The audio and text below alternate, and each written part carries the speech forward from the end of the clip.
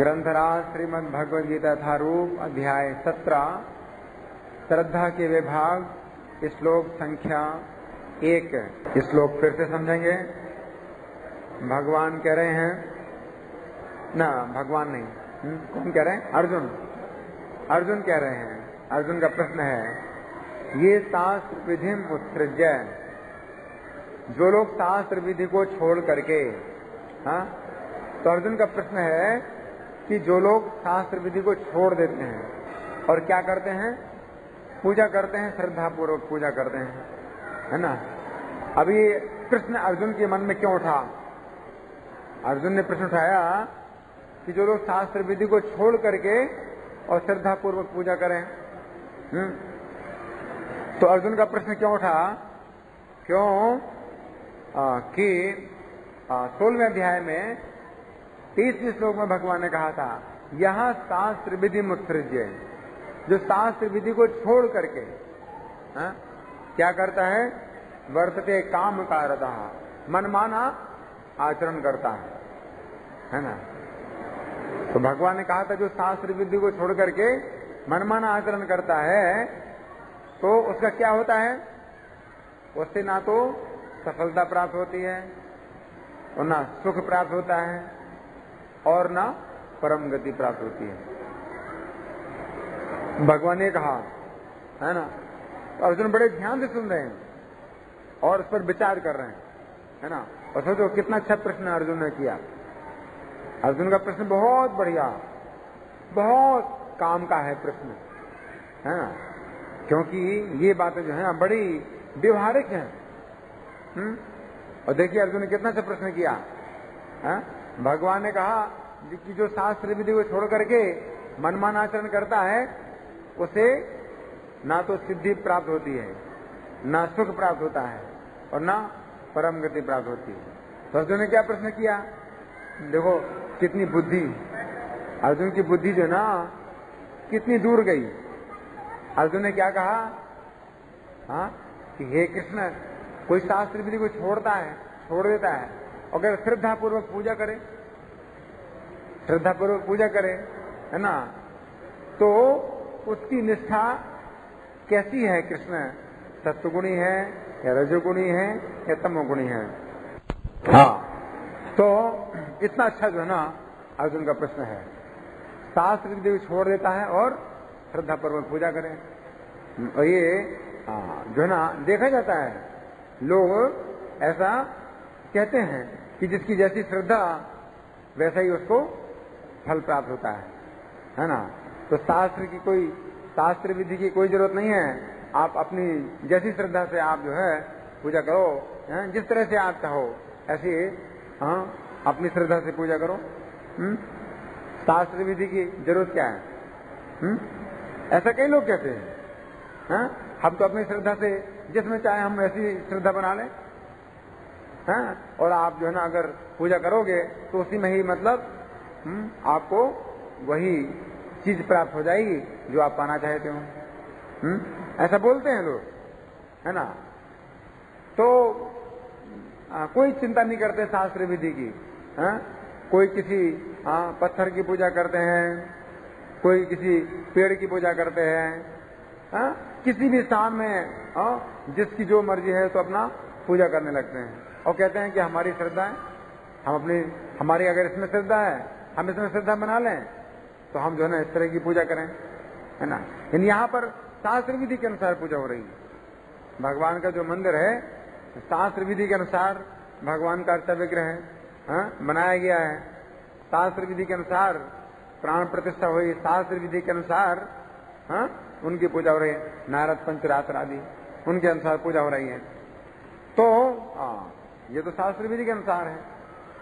लेकिन अर्जुन का जो प्रश्न है कि शास्त्र विधि को छोड़ करके कोई अपनी श्रद्धा से पूजा करे तो उसकी क्या निष्ठा है ना। बहुत अच्छा प्रश्न है ये। अगर आप विचार करोगे तो बहुत उपयोगी प्रश्न है। और अज्ञान जो है ना दूर होगा। बहुत भारी अज्ञान है लोगों के दिमाग में, है ना, वो दूर होगा। कोई कहते हैं भाई किसी में भी भगवान आप मान लोगे तो आप जो है ना उसी में ही भगवान को पा सकते हो, है कि नहीं। तो हम इनको भगवान मान लें, और इनकी पूजा करना शुरू कर दें इनको भगवान मान करके, तो यही भगवान हमारे लिए बन जाएंगे, है कि तो इस प्रकार से क्या होता है ना। अच्छा, हम सुनेंगे प्रभुपाद जी तात्पर्य में क्या लिखते हैं।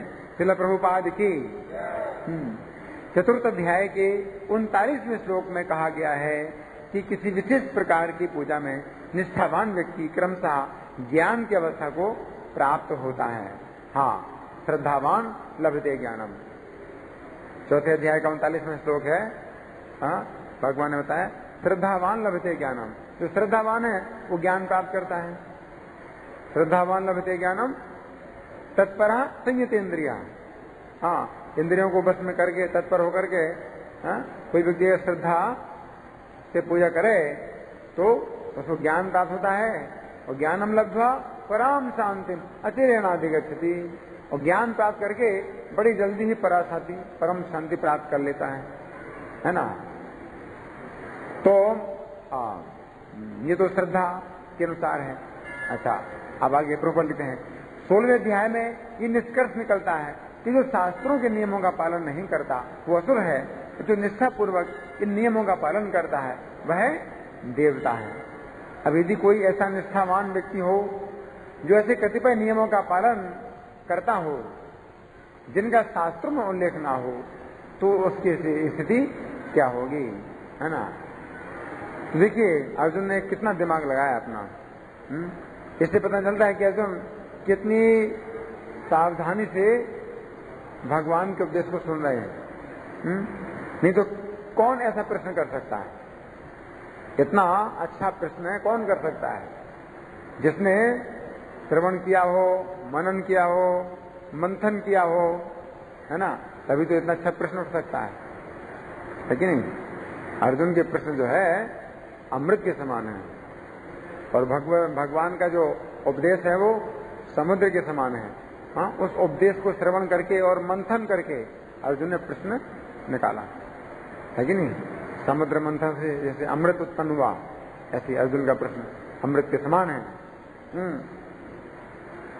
हाँ, आगे प्रभुपाद लिखते हैं अर्जुन के इस संदेह का स्पष्टीकरण कृष्ण द्वारा होना है।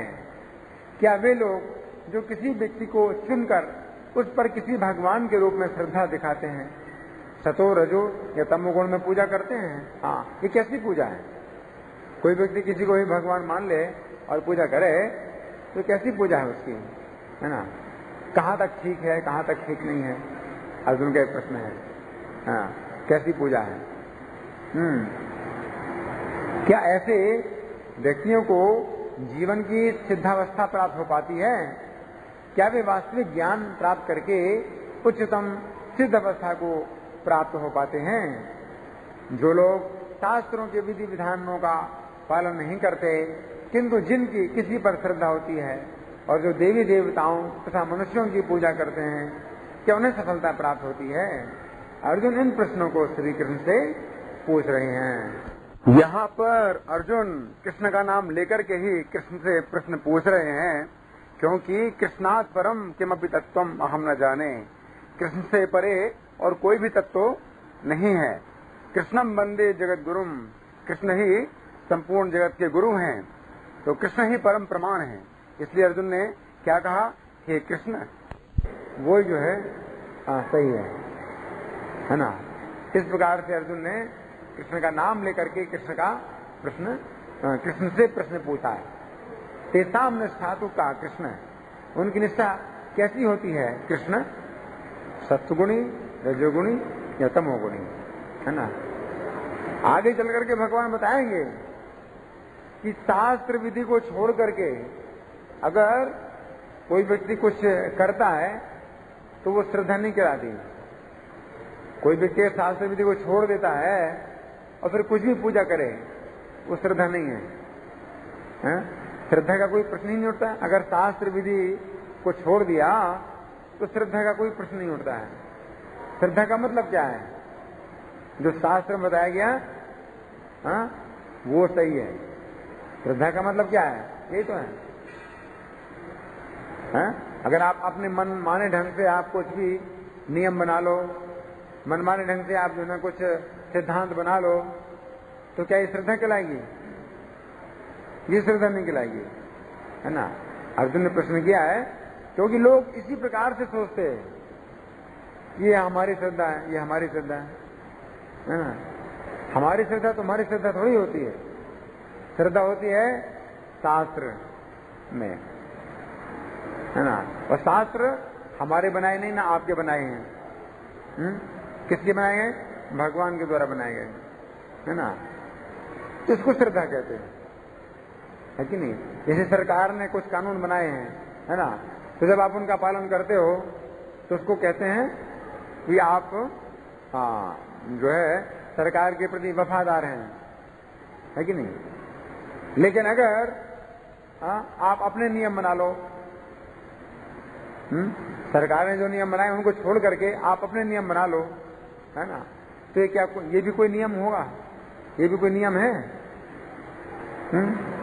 क्या ये भी कोई वफादारी कहलाएगी, है ना। और आप बड़ी जो है तत्परता से उन नियमों का पालन करते हो, ये आपने बनाए हुए नियम है ना।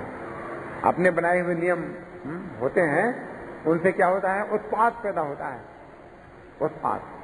श्रुति स्मृति पुराण आदि पांचरात्रिक विधि बिना एकांत की हरेर भक्तिर उत्पात है विकल्पते, उत्पात। तो ये श्रद्धा नहीं है, ना तो सतोगुणी श्रद्धा है, न रजोगुणी श्रद्धा है, न तमोगुणी श्रद्धा है। आगे चल करके भगवान बताएंगे कि सतोगुणी श्रद्धा कैसी होती है, रजोगुणी श्रद्धा कैसी होती है, तमोगुणी श्रद्धा कैसी होती है। फिर भी श्रद्धा है, वो भी श्रद्धा है। तमोगुणी व्यक्ति जो है ना, शास्त्रों में कुछ तमोगुणी शास्त्र भी हैं, और उनके अनुसार जो है ना तमोगुणी व्यक्ति जो है ना अगर पूजा करते हैं तो वो रजोगुण में आ जाएंगे। और रजोगुणी शास्त्र भी हैं, उनमें कोई व्यक्ति रजोगुणी व्यक्ति श्रद्धा करता है और पूजा करता है तो सत्वगुण में आता है।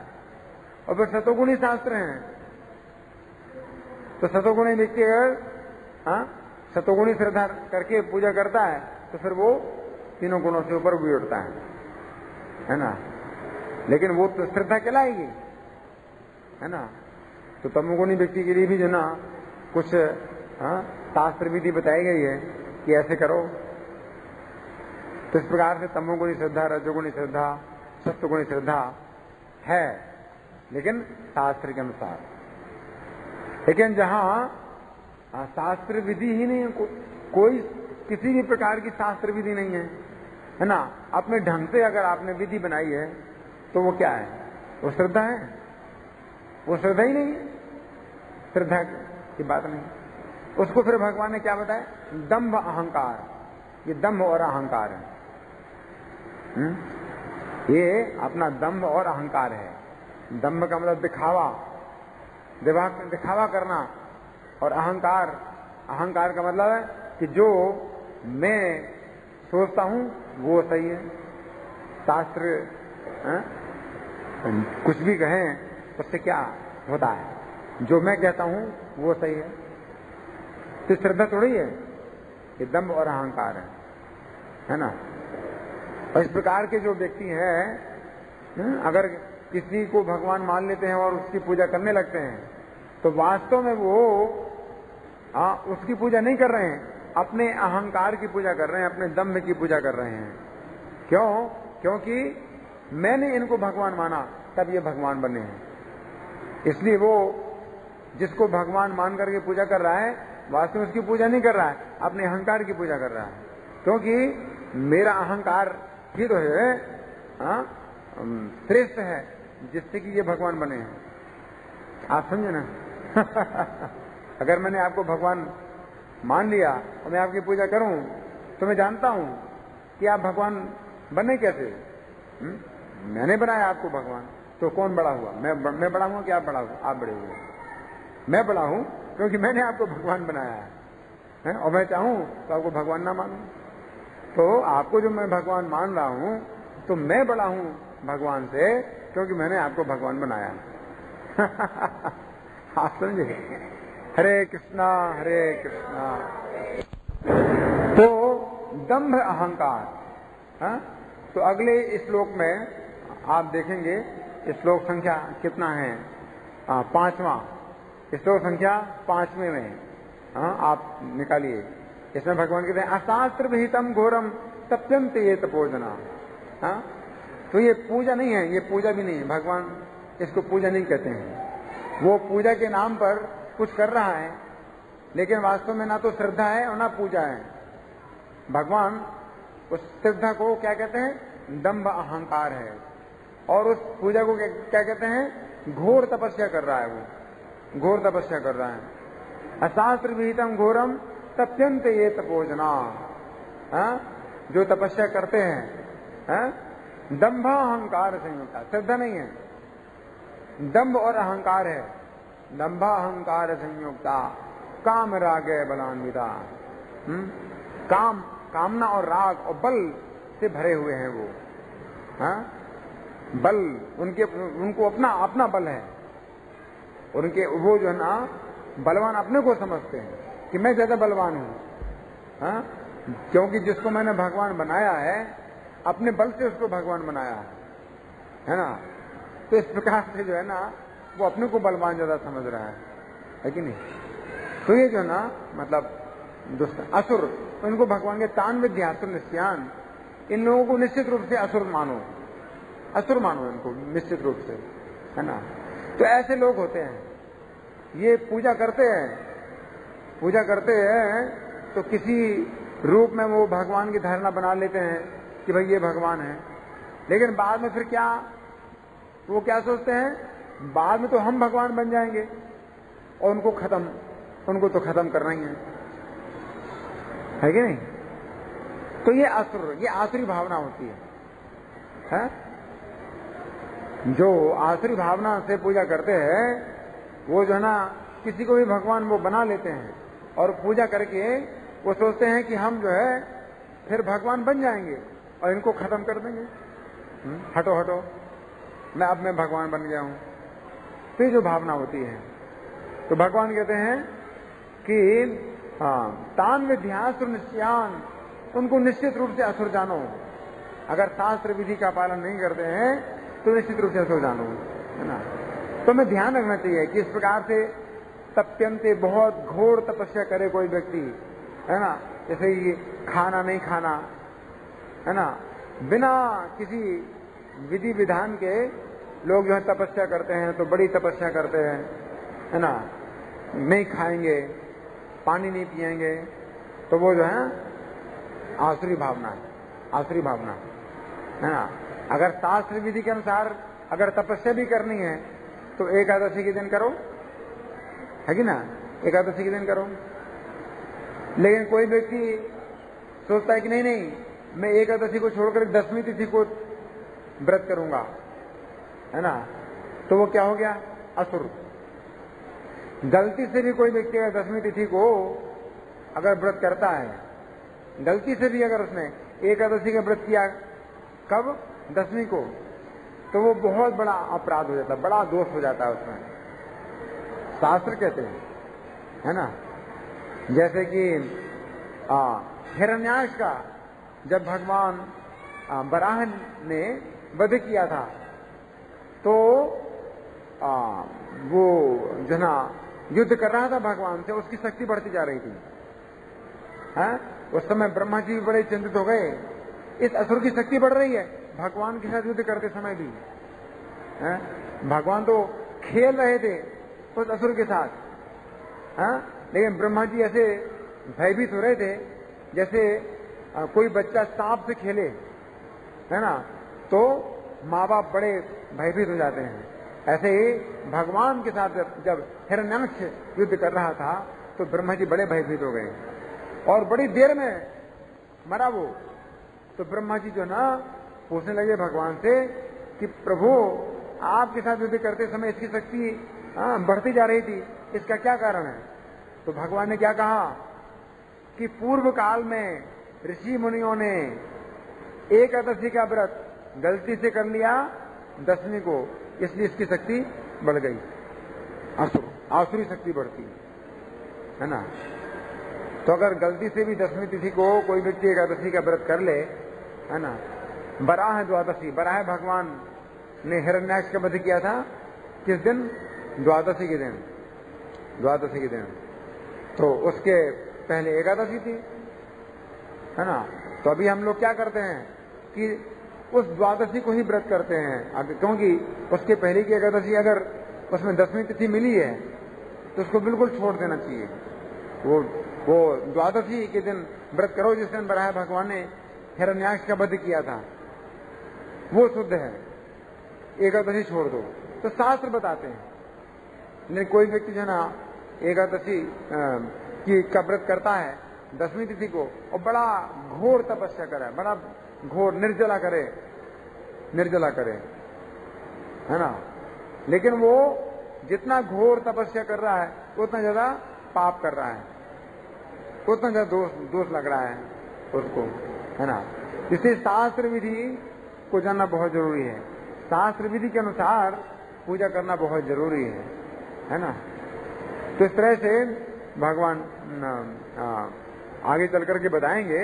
और अर्जुन का प्रश्न इस कारण से बहुत ही महत्वपूर्ण है। हाँ, अब भगवान ने कहा है कर्ष्यंतः शरीर संभूत ग्रामम अचेतसः, अपने शरीर में स्थित जो प्राणी है उनको तकलीफ पहुंचाते हैं। जैसे बृकासुर था, बृकासुर है, तो उसने पूजा करना शुरू की किसकी? शंकर जी की। तो कैसे पूजा करना शुरू कर दी उसने? शंकर जी की। अपने शरीर का मांस काट काट करके अग्नि में डालने लगा, अपने शरीर का मांस काट काट करके अग्नि में डालने लगा। तो इससे क्या होता? क्या शंकर जी प्रसन्न होते? वो उसका भी विचार जो है क्या था? शंकर जी को प्रसन्न करना नहीं था, शंकर जी से वरदान लेना है। इसलिए किसी प्रकार से उनको जो है वो विवश करना चाहता था वरदान देने के लिए। बृकासुर, है ना, असुर है इसलिए, है ना। ये कोई शास्त्र की विधि थोड़ी है कि शंकर जी की पूजा करो अपने शरीर का मांस काट काट करके। शंकर जी की पूजा भी करने के लिए शास्त्र की कुछ विधि बताई गई है? बेल पत्र होता है, उससे शंकर जी की पूजा की जाती है। लेकिन उसने कोई शास्त्र विधि का पालन नहीं किया। बस शंकर जी को वो उनकी दया का फायदा उठाना चाहता था, कि जो है अगर मैं ऐसे अपने शरीर का मांस काट काट कर डालूंगा तो उनको वरदान देना ही पड़ेगा, नहीं तो मैं काटता रहूंगा। अब वो दयालु हैं, उनको दुख होता है कि देखो ये जो ना शरीर का मांस, तो शंकर जी की दया का फायदा उठाना चाहता है। और शंकर जी जब नहीं आए, 7 दिन हो गए, 7 दिन तक लगातार अपने शरीर का मांस काट काट करके अग्नि में डालता रहा। 7 दिन के बाद जब शंकर जी नहीं आए तो गुस्से में क्या किया उसने? अपने बाएं हाथ से अपने सिर के बाल पकड़े और दाएं हाथ से तलवार काट करके अपना सिर अग्नि में डालना चाहा, अपना सिर। गुस्से में देखा कि आना पड़ेगा उनको मुझे वरदान देना, नहीं तो मैं अपना सिर काट लूंगा, है ना। ये है आसुरी भाव। दंभ अहंकार, ये कोई श्रद्धा थोड़ी है। दंभ अहंकार संयुक्ता, दंभ अहंकार के कारण, है ना। वरदान दो नहीं तो मैं अपना अभी सिर काट देता हूं। तो शंकर जी प्रकट हो गए, उसको रोका, अरे भैया ऐसा मत करो, क्यों सिर काट रहे हो? अरे मैं तो थोड़े से बेल पत्र से भी प्रसन्न हो जाता, तुमने बेल पत्र भी तो नहीं चढ़ाया मुझको, है ना। अच्छा बोलो क्या चाहते हो? तो शंकर जी ने कृपा करी तो उसके शरीर का सब पूरा मांस आ गया और पूरा स्वस्थ हो गया उसका शरीर। अब शंकर जी जब प्रकट हुए कि बोलो वरदान मांगो, तो कोई स्तुति प्रार्थना सम्मान कुछ नहीं किया, असुर, है ना। कोई व्यक्ति अपने से बड़ा मिले और आप जो है ना बैठे हो तो क्या करोगे? हाथ जोड़ना है, सम्मान करना है, खड़े होना है, उनको बैठाना है ना, कुछ प्रार्थना स्तुति करना, ये तो शिष्टाचार है। उसने कुछ भी नहीं, ना प्रार्थना, ना स्तुति, ना सम्मान, कुछ नहीं किया। हाँ? और क्या कहा? हाँ? जिसके सिर में मैं हाथ रखूं वो भस्म हो जाए, ये वरदान दीजिए। देखा, अशिष्ट है, असुर है। हाँ? तो श्रद्धा थोड़ी है उसकी शंकर जी में।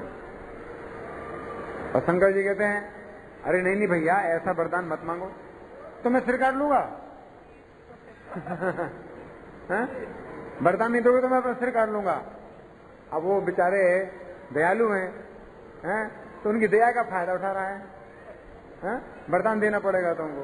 अब शंकर जी महात्मा है बेचारे, क्या करें, नहीं तो सिर काट रहा है अपना। अच्छा ठीक है दे दिया वरदान, है ना।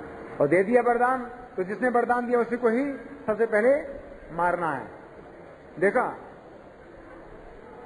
शंकर जी से वरदान पाकर के सबसे पहले शंकर जी को ही खत्म करना, ये है ना। असुर, ये असुर है। तो मतलब ये श्रद्धा नहीं होती है, ये दंभ अहंकार है ना।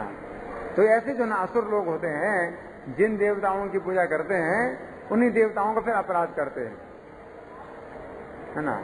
तो तान विध्यास निश्चयान, ऐसे लोगों को निश्चित रूप से असुर समझो, है ना।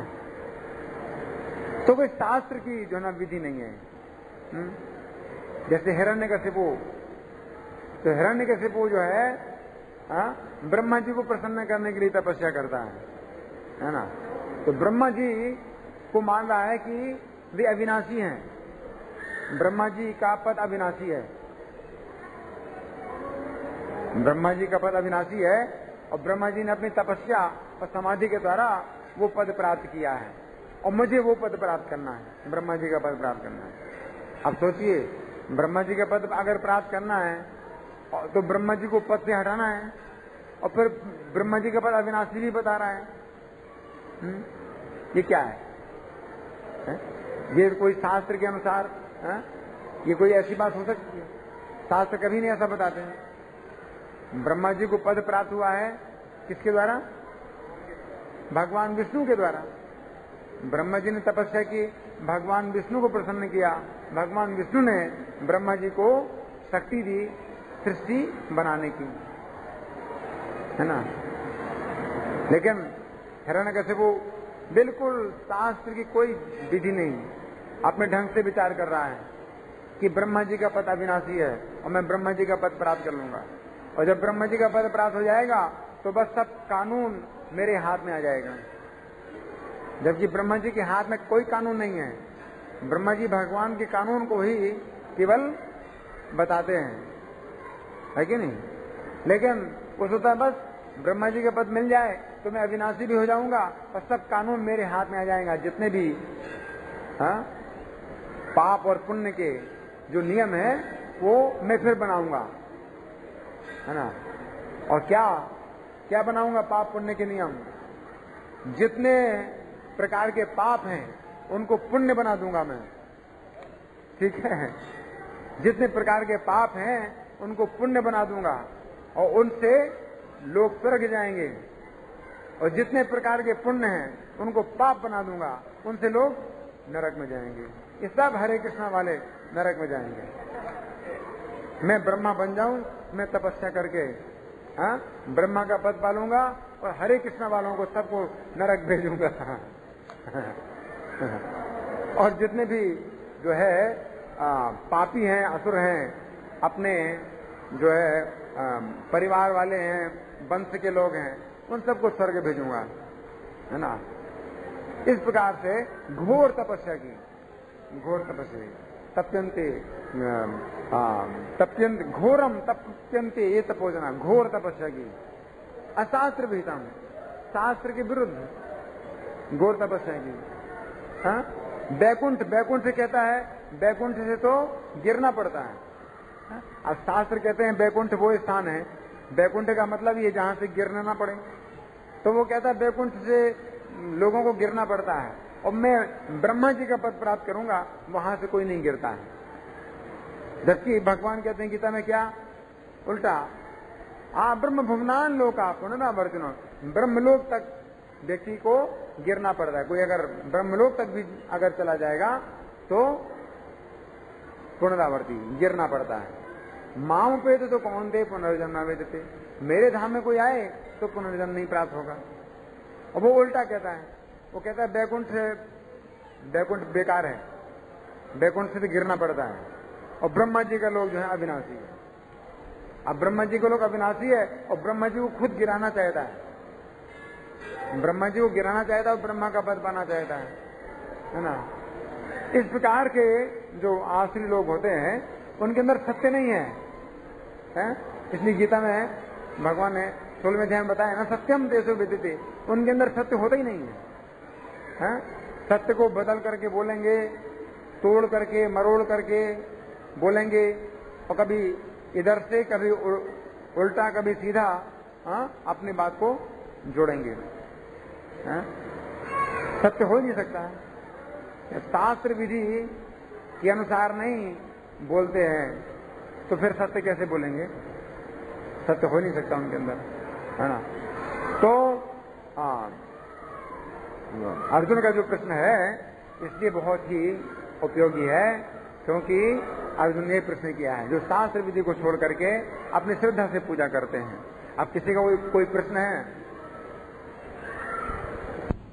इनका प्रश्न है कि अर्जुन को जब आत्म साक्षात्कार हो गया भगवत गीता के अनुसार, तो अर्जुन फिर अभिमन्यु जो अर्जुन के पुत्र थे उनकी मृत्यु पर अर्जुन ने शोक क्यों किया? और युधिष्ठिर महाराज भी कृष्ण के इतने बड़े महान भक्त हैं, तो वे फिर धृतराष्ट्र जब वन को चले गए तो शोक क्यों कर रहे हैं, है ना। इसके उत्तर में मेरा एक प्रश्न है, क्योंकि भगवत गीता को समझना इतना आसान नहीं है कि जैसे आत्म साक्षात्कार किसी व्यक्ति हो जाए तो बस वो बिल्कुल शांत हो जाता है, और उसको कोई शोक नहीं है, कोई दुख नहीं है ना। मेरा एक प्रश्न है, अर्जुन को आत्म साक्षात्कार भगवान ने कराया भगवत गीता का उपदेश करके, और फिर भगवान साथ साथ अर्जुन को क्या करा रहे हैं? युद्ध करा रहे हैं, और क्रोध भी दिला रहे हैं अर्जुन को। अब ये बताइए कि अर्जुन को जब आत्म साक्षात्कार हो गया तो फिर अर्जुन ने युद्ध कैसे किया? और अर्जुन भी तो गीता में यही प्रश्न कर रहे हैं कि इस घोर कर्म में आप मुझे क्यों लगा रहे हैं? जब आपके विचार से बुद्धि ज्यादा श्रेष्ठ है कर्म की तुलना में, तो आप मुझे इस घोर कर्म में क्यों लगा रहे हैं? अब मेरा प्रश्न है, अर्जुन को जब आत्मज्ञान हो गया तो फिर अर्जुन ने फिर लड़ाई क्यों करी? और लड़ाई में तो कितने अपने संबंधियों का वध किया, मारा, हत्या की, और फिर गुस्सा भी किया। तो इतना गीता सुनने के बाद फिर कैसे अर्जुन ने गुस्सा किया और युद्ध किया? इतना गीता सुनने के बाद भी अर्जुन ने क्यों गुस्सा किया और युद्ध किया? अब मेरे प्रश्न का उत्तर दीजिए। इसका मतलब यह है कि जब आत्म साक्षात्कार हो जाता है किसी व्यक्ति को, तो हर कार्य वो भगवान की प्रसन्नता के लिए करता है। भगवान की प्रसन्नता के लिए वो गुस्सा भी होता है, भगवान की प्रसन्नता के लिए वो दुखी भी होता है, भगवान की प्रसन्नता के लिए वो शोक भी करता है ना। भगवान की प्रसन्नता के लिए, भगवान की प्रसन्नता के लिए अगर वो गुस्सा होता है तो भगवान प्रसन्न होते हैं, और जब भगवान प्रसन्न होते हैं तो उसको हृदय में शांति प्राप्त होती है। ऊपर से गुस्सा हो, अंदर से शांति मिले, वो ज्यादा अच्छा है ना, कि आप जो है ऊपर से शांत रहो, अंदर से गुस्सा हो। क्या अच्छा है? ये अच्छा नहीं ना। आत्मज्ञानी जो व्यक्ति होता है, आत्म साक्षात्कार जिसको प्राप्त हो जाता है, तो वो सुखी भी होता है, दुखी भी होता है, शोक करता है, हर्ष मनाता है, सब कुछ करता है। किसलिए? कृष्ण की प्रसन्नता के लिए। अर्जुन शोक कर रहे हैं अभिमन्यु की मृत्यु का। क्यों? ये शोक करना उचित है। क्यों? क्योंकि अभिमन्यु अर्जुन की सेवा में मारा गया। अर्जुन के पक्ष में युद्ध करते हैं, अर्जुन कृष्ण के लिए युद्ध कर रहे हैं और अभिमन्यु अर्जुन के लिए युद्ध कर रहे हैं। तो अभिमन्यु कृष्ण से जुड़ा हुआ है, तो कृष्ण की सेवा में क्योंकि वो मारा गया, इसलिए जो शोक कर रहे हैं अर्जुन वो कृष्ण से ही संबंधित है ना। इस प्रकार से जो है अर्जुन का जो शोक है वो दिव्य है, क्योंकि वो जो व्यक्ति मेरे से जुड़ा हुआ है वो भगवान से जुड़ा हुआ है। अगर मैं भगवान से जुड़ा हूं, आज का जो प्रभुपाद जी का कथन है, आज की तारीख में जो हर दिन का जो है प्रभुपाद जी का जो कैलेंडर बना हुआ है, आज की तारीख में प्रभुपाद का जो पत्र है उसमें प्रभुपाद बोलते हैं अपने शिष्यों से कि तुम लोग मेरे हो। अपने शिष्यों कहते हैं तुम लोग मेरे हो और मैं कृष्ण का हूं, इसलिए तुम लोग कृष्ण के हो। इसलिए इसका मतलब ये कि अगर मैं आप लोगों पर आसक्त हूं, आप लोगों में अगर मेरी ममता है, आसक्ति है, घनिष्ठता है, तो वो दिव्य है। क्यों? क्योंकि आप लोग मुझसे जुड़े हो, मुझसे जुड़े हो। क्यों? कृष्ण के कारण। कृष्ण, क्योंकि मैं कृष्ण से जुड़ा हूं इसलिए आप मुझसे जुड़े हो। इसका मतलब है कि आप भक्त हो। आप समझे?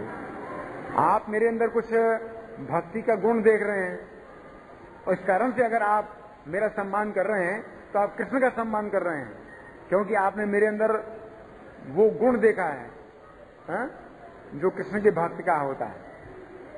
इस तरह से अगर मैं आपका सम्मान करता हूं और आपको भक्त मानता हूं तो ये क्या है? ये कृष्ण की प्रसन्नता है। आप समझ रहे हैं? तो इस प्रकार से युधिष्ठिर महाराज भी शोक कर रहे हैं धृतराष्ट्र के लिए। क्यों? धृतराष्ट्र ने उनका पालन पोषण किया युधिष्ठिर महाराज का।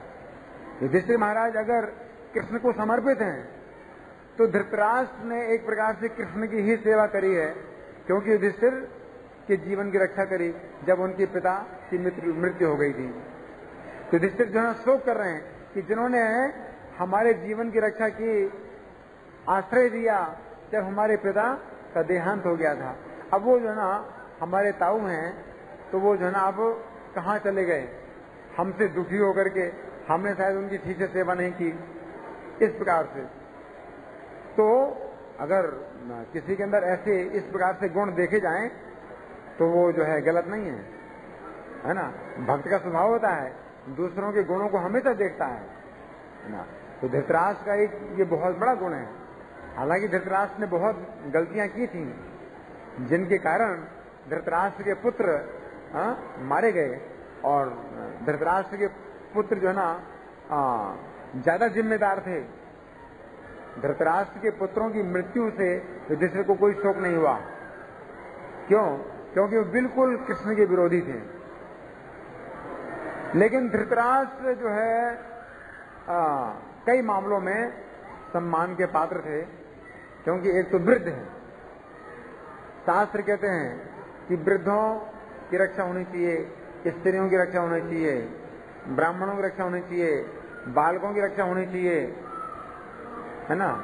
तो वृद्ध का सम्मान होना चाहिए, वृद्ध की रक्षा होनी चाहिए, तो शास्त्र कहते हैं। तो इस कारण से युधिष्ठिर महाराज जो है चिंता कर रहे हैं धृतराष्ट्र की। बूढ़े इसलिए भी, और वृद्ध होने के कारण अब धृतराष्ट्र कुछ कर भी नहीं सकते। उल्टा जब उनके पुत्र जिंदा थे तो उन्होंने कई प्रकार की योजनाएं बनाई पांडवों को मार डालने की।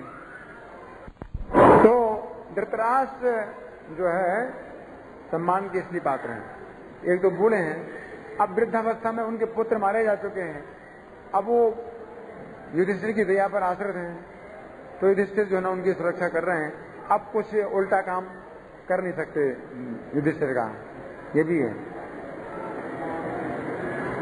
और फिर दूसरा गुण ये भी है कि धृतराष्ट्र ने युधिष्ठिर का पालन किया है, चाहे कितने भी बुरे क्यों ना हो।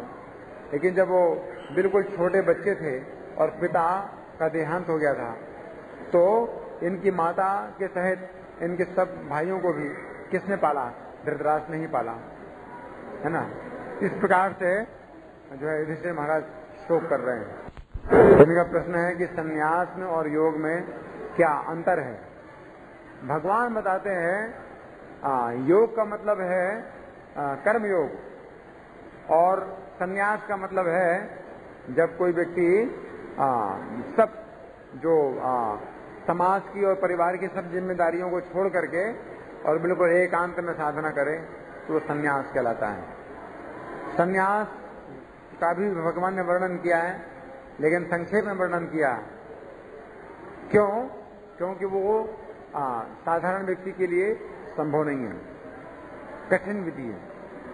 और जो योग है भगवान से सीधे जोड़ा जाए, अपने को भगवान के जो है भगवान के लिए अपने कर्म समर्पित किए जाएं, भगवान की प्रसन्नता के लिए कर्म किए जाएं, तो वो विधि जो ना बड़ी आसान है और सीधे भगवान से जोड़ने वाली है ना। इसलिए वो योग, इनका प्रश्न है कि जो भौतिक जगत में है वो सब आध्यात्मिक जगत में भी है, तो क्या आध्यात्मिक जगत में भी हिंसा, क्रोध और जितने गलत काम है वो सब होते हैं? आध्यात्मिक जगत में सब कुछ है, लेकिन शुद्ध रूप में है, अपने शुद्ध रूप में है आध्यात्मिक जगत में। भौतिक जगत में वो चीज जो है उसका विकृत प्रतिबिंब है। विकृत प्रतिबिंब में जो है ना कुछ अच्छा और कुछ बुरा, लेकिन आध्यात्मिक जगत में जो कुछ भी है वो सब अच्छा है।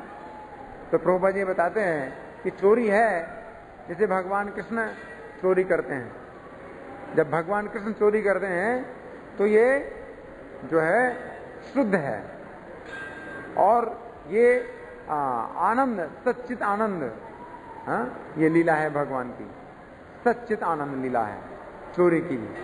क्योंकि इस चोरी से भगवान सुख प्रदान करते हैं अपने भक्तों को, है कि नहीं? और बदमाशी भी है। भगवान जो है राधा रानी को छेड़ते हैं, राधा रानी को रास्ते में गिरा देते हैं, और राधा रानी जो है ना कहती हैं कि हे कृष्ण, इस प्रकार से मत करो, मुझे तंग मत करो। तो कृष्ण आनंद लेते हैं। तो इस प्रकार से जो है ना कृष्ण के अंदर जितने भी चीजें हैं सब कुछ हैं।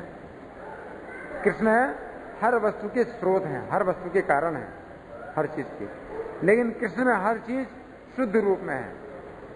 इस भौतिक जगत में फिर जो है ना जब उसकी विकृत छाया पड़ती है तो कुछ अच्छा मालूम पड़ता है, कुछ खराब मालूम पड़ता है ना। लेकिन आध्यात्मिक जगत में सब कुछ है और वो शुद्ध रूप में है। उनका प्रश्न है कि कुछ लोग कहते हैं कि मंदिर में जो आ जाते हैं ये कामचोर होते हैं, कुछ काम नहीं करना चाहते हैं, तो हम लोग क्या जवाब दें? देखिए, बहुत से लोग इस प्रकार के भी साधु बनते हैं। कलयुग में बहुत से साधु इस तरह के भी होते हैं जो कि अपने घर परिवार की सब जिम्मेदारियों को छोड़ करके साधु बन जाते हैं। क्यों? क्योंकि उनको जो है फिर खाने और सोने की अच्छी सुविधा मिलेगी, कोई जिम्मेदारी नहीं, केवल खाते हैं और सोते हैं। इस प्रकार के जो लोग हैं वो फिर बदनाम करते हैं, तो जो उचित साधु हैं उनको भी बदनाम करते हैं। लेकिन इस्कॉन में जो मंदिर में रहते हैं उनके लिए बड़े कठोर नियम बनाए गए हैं, बड़ी कठोर तपस्या है इसमें, है ना। शास्त्र के अनुसार, शास्त्र विधि के अनुसार आपको किस समय जागना है। ब्राह्म मुहूर्त जो है ना ये सबसे ज्यादा शुभ समय होता है, उसी समय ही सबको नींद आती है ना। तो शरीर की बहुत बड़ी तपस्या है, उस समय आपको जागना है, उस समय उठना है। तो शास्त्र के अनुसार जो है तपस्या, तो उस समय आप उठना नहीं चाहते हैं, लेकिन आपको उठना है, मंगल आरती में भाग लेना है, ठीक है ना। और उसके बाद फिर जाप करना है। जाप में मन नहीं लगता है, लेकिन आपको जाप करना है ना। तो ये आसान नहीं है। इस तरह से जो है जो नियम होते हैं इनका पालन करना आसान नहीं। इसलिए बहुत से लोग जो है आते हैं और फिर छोड़ के चले जाते हैं, क्योंकि उनके पास इतना सौभाग्य नहीं है कि वो इन नियमों का पालन कर सकें, है ना। तो ये बड़े सौभाग्यशाली व्यक्ति होते हैं जो कि इन नियमों का पालन कर पाते हैं। ये सामान्य व्यक्ति के लिए नहीं है। लेकिन अगर कोई व्यक्ति अपने घर में भी अभ्यास करे इन नियमों का पालन करने का, तो फिर वो समझ सकता है कि कितनी कठिनाई है इसमें, ठीक है ना। ये जो मंदिर बने हैं ये लोगों को ब्राह्मण बनाने के लिए होते हैं। ब्राह्मण के स्वाभाविक कर्म है समो दमस तपः शौचम। शम का मतलब है मन को बस में करना, दम का मतलब है इंद्रियों को बस में करना, तपस्या, शौच, तो ब्राह्मण के स्वाभाविक कर्म है ना। तो जो लोग ऐसी बातें कहते हैं, अगर ऐसी तपस्या को भी जो ना वे लोग कहते हैं कि ये कुछ काम नहीं करते हैं, इसका मतलब यही है कि वे लोग घोर अज्ञान में हैं और वो नहीं जानते हैं कि इस जीवन के बाद दूसरा जीवन है ना। उनको कुछ भी श्रद्धा नहीं है, आप समझे ना। वो उनके शास्त्र में बिल्कुल श्रद्धा नहीं है। और वे जो ना जो परिश्रम कर रहे हैं ना, वो कैसा परिश्रम कर रहे हैं। अगर वो कहते हैं ठीक है भाई हम लोग तो कुछ परिश्रम नहीं कर रहे हैं और वे लोग बहुत परिश्रम कर रहे हैं, तो हमारा कहना है कि उनका कैसा परिश्रम है, गधे जैसा। गधा बहुत परिश्रम करता है, ये मिलता क्या उसको, खाली घास खाने को मिलती है और घास पहले से है, तो ये मूर्खता है उसकी। वे जो परिश्रम कर रहे हैं ये उनकी मूर्खता है। गधा सएव गोखरा, बैल और गधा परिश्रम बहुत करता है।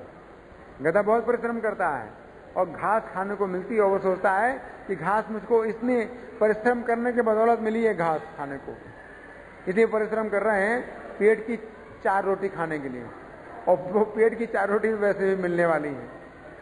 और दिन रात परिश्रम करते हैं गधे के समान या बैल के समान परिश्रम करते हैं।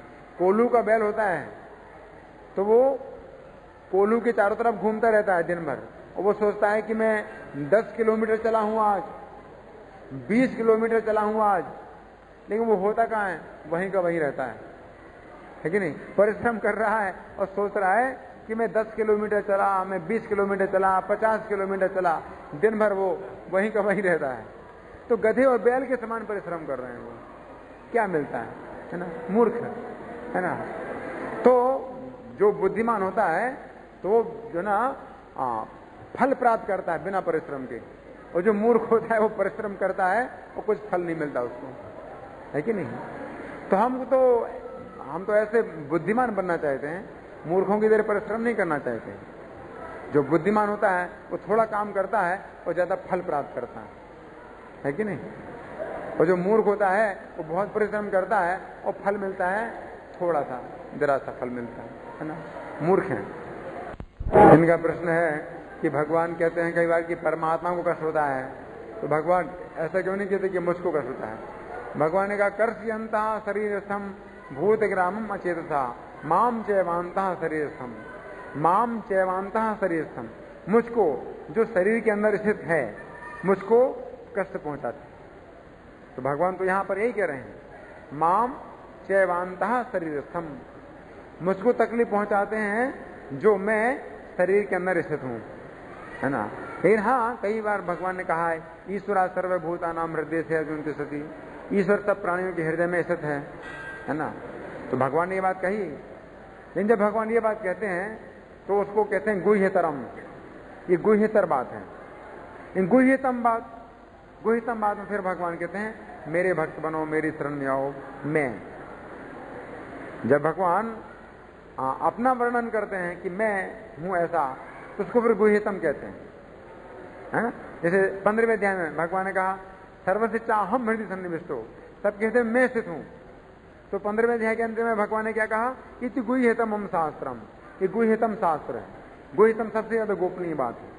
जब भगवान ने कहा कि मैं हूं, तो जब भगवान जब मैं मेरी शरण में आओ और मुझे नमस्कार करो जब कहते हैं तो भगवान उसको गुह्यतम बात कहते हैं, ठीक है ना।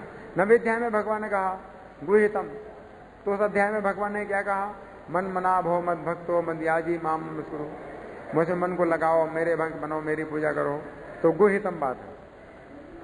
लेकिन जहां पर भगवान कहते हैं जैसे ईश्वर सर्वभूतानां हृदय से, ईश्वर सबके हृदय में स्थित है, तो उसको भगवान ने कहा इति ज्ञानम आख्यातम गुह्यात् गुह्यतरम मया, गुह्य से गुह्यतर है।